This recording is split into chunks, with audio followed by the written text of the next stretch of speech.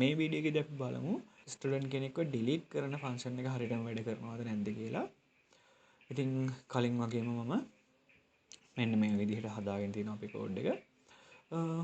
මුලින්ම අපි කියනවා මෙන්න මෙහෙම අලුතෙන් චෙක් කරන්න හදන්නේ අපේ කෝඩේ කොටසක් කියලා. ඒකෙදි අපි කියනවා ස්ටුඩන්ට් කෙනෙක්ව ඩිලීට් කරන්න තමයි මේකෙදි දැන් අපි චෙක් කරන්න කියලා. අපි මුලින්ම ස්ටුඩන්ට් කෙනෙක්ව ඇඩ් කරගන්නවා. ඇඩ් කරගෙන ඉවර වෙලා අපි ඒ ඇඩ් කරගත් ස්ටුඩන්ට්ම ඩිලීට් කරනවා. ඇඩ් කරගත් එක්කෙනාට වැටෙන ID එක 1. ඉතින් එක ඩිලීට් කළා. ඊට පස්සේ අපිට මෙතෙන් චෙක් කරනවා. අපි එක කියන ස්ටුඩන්ට් එක අරගෙන ස්ටුඩන්ට් කියලා වේරියබල් එකක් හදලා ඒකට දාන්න කියනවා. ඊට පස්සේ එයාගේ ස්ටේටස් එක true ද false ද කියලා බලනවා. එතකොට මේක true වුණොත් එහෙම මේක වැරදි. ඒකින්ද මේක false වෙන්න ඕනේ හැමතිස්සෙම. හරි. ඉතින් ඒක තමයි මෙතෙන් චෙක් කරන්නේ. ඊට පස්සේ අපි මෙතෙන්දී emit එක, ඒ කියන්නේ event එකේදී log වෙන event එක හරියට වැඩ කරනවාද කියලා කියන්නේ delete student කියන එක log වෙලා තියෙනවද නැද්ද කියලා තමයි මෙතෙන් චෙක් කරන්නේ. කලින් වගේම තමයි student කෙනෙක්ව add කරා, delete කරා, delete කරද්දී එන event එක අරන් check කරලා බලනවා හරියට log වෙලා තියෙන්නේ කියලා. ඊට පස්සේ අපි බලනවා නැති ස්ටුඩන්ට් කෙනෙක්ව ඩිලීට් කරන්න පුළුවන් බෑද කියලා. ඒකත් කරන්න බෑ.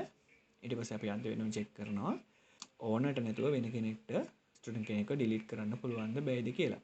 none owner cannot delete. ඔව්.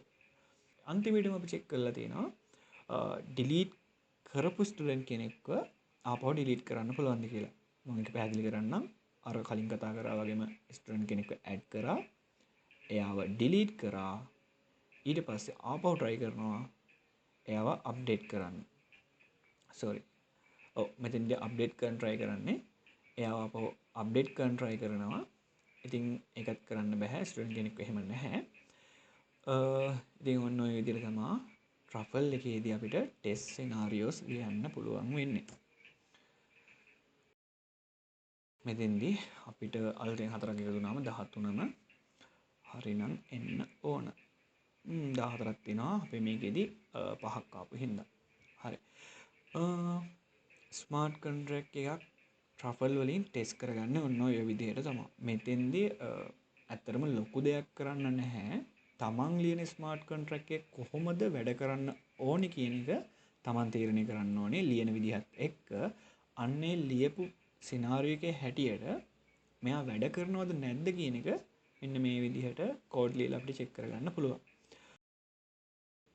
හරි. එහෙනම් අපි ඊළඟ වීඩියෝ එකේදී බලමු කොහොමද console එක through මේ data access කරන්නේ, මේකට data add කරන්නේ, data තියෙන ඒවා අයින් කරන්නේ, update කරන්නේ කියන කතා ටික. එහෙනම් testing part එක අදින් ඉවරයි. එහෙනම් ඊළඟ වීඩියෝ එකෙන් හම්බෙමු.